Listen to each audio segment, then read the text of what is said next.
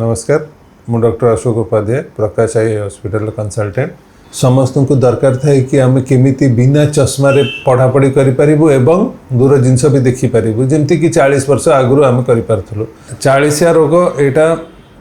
गोटे बयस जनित रोग जो थे कि आम पाख जिनस गुड़ा देखिपारुनु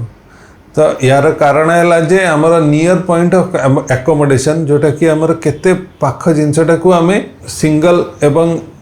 क्लीयरली देखिपारू सेटा छोट छुआंकर very close to the eye थाए सेटा जेमती जेमती एजटा बढ़े due to the hardness of the lens आखि भितर लेंसटा सेटा एकोमोडेशन आमर पाख जिनस फोकस कर शक्तिटा कमी जाए तो सही नियर पॉइंट ऑफ एकोमोडेशनटा धीरे धीरे धीरे धीरे रिसीड करे 40 वर्ष रे एटा 1 फीट ठू ऊपर को पलाए जहाद्वारा कि आम पाख जिनस देखा को टिके प्रोब्लेम फेस करूँ तो यार चिकित्सा बहुत सरल यही पावरटा भी माने जमती बहुत लोकंकर भ्रांत धारणा थाए जे आम चश्मा पिंधिले आम पावरटा बेसी बढ़ी जीवो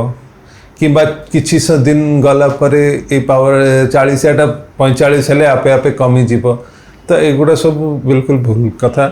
आमर ए जो नियर पॉइंट रिसीड करूची एटा धीरे धीरे धीरे धीरे विथ एज आहरी बेसी रिसीड करे जहाद्वारा कि एटा 40 वर्ष जमती आमर +1 थाए तापर धीरे धीरे से धीरे धीरे 1.5 50 वर्ष रे 2 एवं 2.5 पर्यंत है कि 55 इयर्स रे आमे एते बाटरे भी देखि पारुना तो एक्चुअली यादरे चश्मा यूज करियाटा बहुत भला अन्य जिनस है जो माने चश्मा यूज करिया चाहूना कि जो मानकर एक्टिव लाइफस्टाइल अच्छी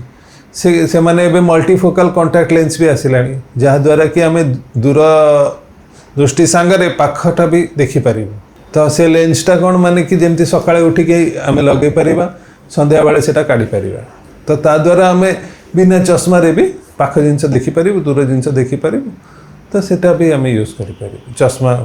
बदल रे कॉन्टैक्ट लेंस गोटे अच्छी जोटा कि माने कॉन्टैक्ट लेंस एमती भी